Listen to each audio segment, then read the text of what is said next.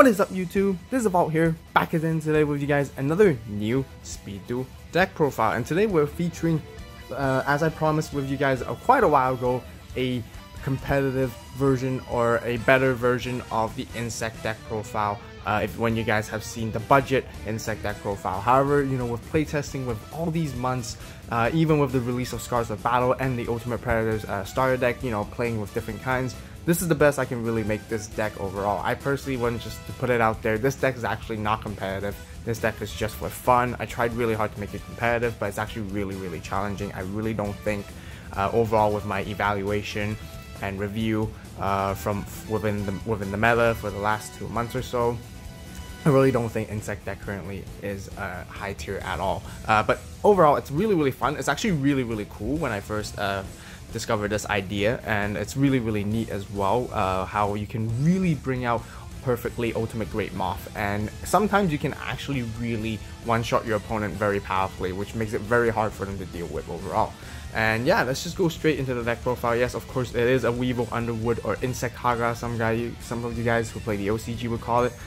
Before we go into the deck, we're gonna go do a quick card sleeve review today that we're using for this deck profile right here. These are the Link Brains version 3 green sleeves, which are really cool. There's a mixture of combination of green and black inside here, which really matches very well with Weevil Underwood's outfit overall. So I just thought this, you know, be a really neat showcase for you guys to match the whole deck profile.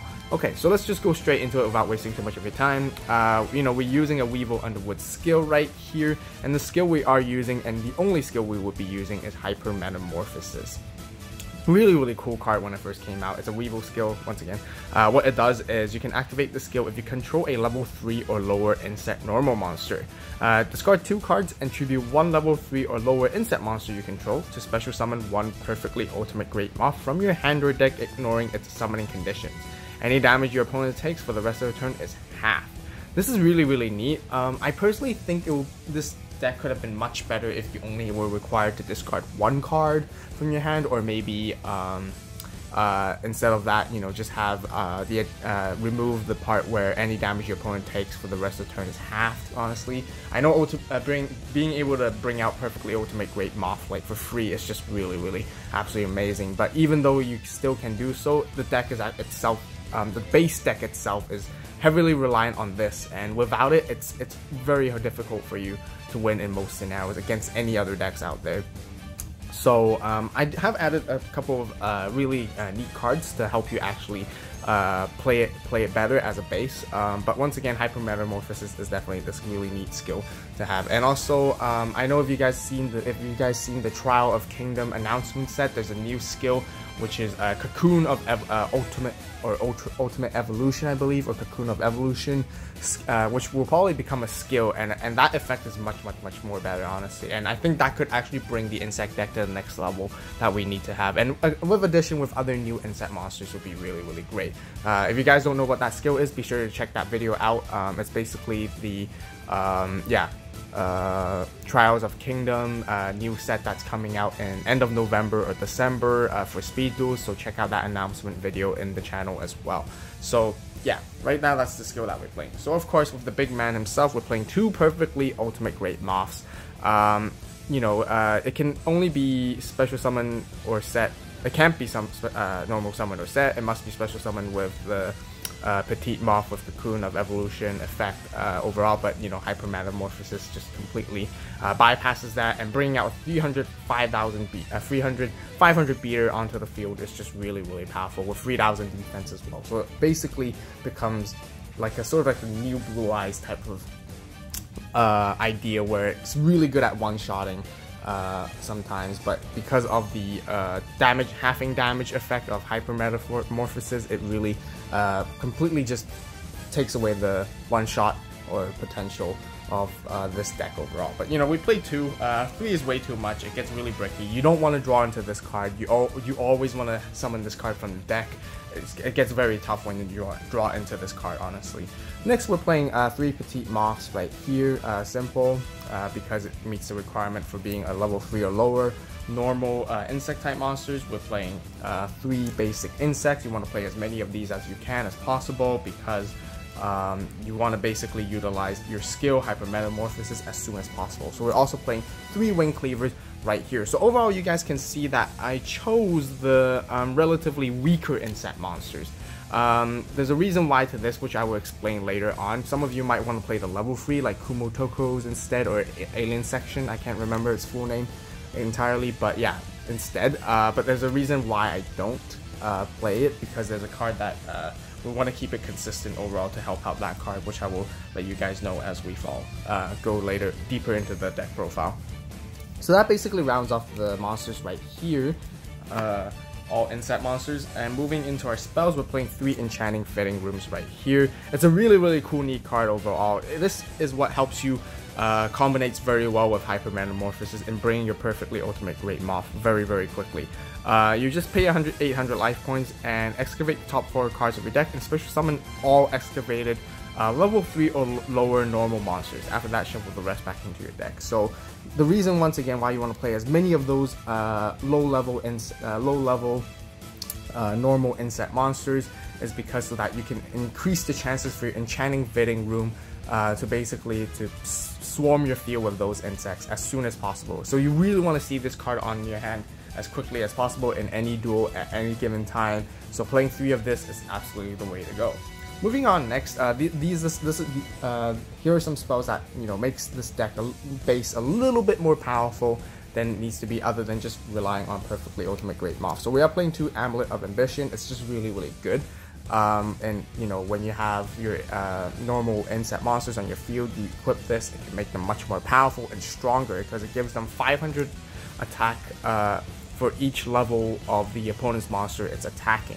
However, the downside is I wish it was battle. That would be much more powerful, but it only activates similar to Metal Morph, where it only activates the effect while you are attacking the opponent's monster. So if it's getting attacked, it's very easy to destroy your insect monsters. But this makes it a little bit more playable rather than just when you have your normal insect monsters. Next, we're playing 2 Order to Charge. Really good as well. Basically, you tribute 1 normal type monster and destroy 1 monster your opponent controls. Most of your normal insect monsters, when they're on the field, they are very likely to be destroyed by battle anyways. So it's just really good to put Order to Charge and just to pop your opponent's monster along with it overall. Next, for our little tech cards of the spells, we're playing 1 Dark Factory of Mass Production. Really good clutch card just to grab back your normal monsters from your grave back to your hand. And then we're also playing 1 White Elephant's Gift just to give your deck a little bit more draw power. You might want to play 2 Dark Factory of Mass Production instead, which is also fine, just to get a better card hand advantage. I like 1 of each. Playing any more of that just gets a little bit too bricky and too situational, and that's not what you want to be in the most cases. The whole deck does have a lot of normal insect monsters, but you don't want to rely on them too much, because once again, the main goal is to bring out perfectly ultimate Great Moth and start beating down your opponent from there instead overall. And we are playing 1 trap card over here, which is basically Jar of Avarice. I really think it's just really good in this deck to reshuffle your resources whenever you need them. So actually, interestingly, if you guys have been counting, this is actually a 21 card main deck right here. And that's the reason why we play it like that. And yeah, Jar of Avarice is just great. So that basically rounds off for the entire main deck. Once again, there's 21 cards in it. I think this ratio works the best overall. And now moving on to our side deck.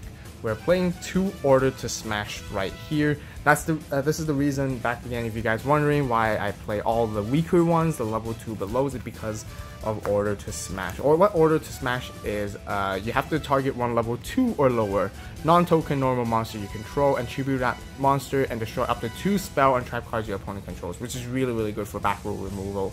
Almost like, in many situations, that's much better than Dice Spoon, because most of your insect monsters, you want to get rid of them on the field anyways.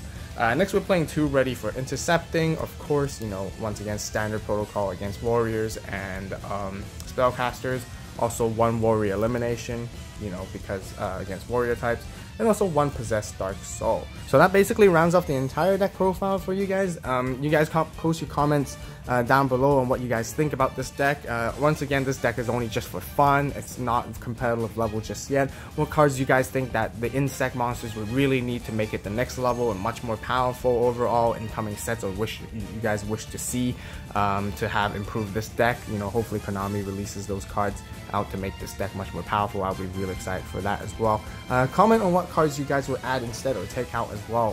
What other card within the card pool we have at the moment. You know, really wanted to hear your suggestions, so be sure to post those down below as well. So if you guys enjoyed the video, be sure to hit that like button, you know, subscribe to the Evolve channel for more awesome and really neat Yu-Gi-Oh! Speed Duel content on here overall. So once again, thank you guys so much for watching. You guys have a great day, great night, wherever you are. And this is Evolve signing out.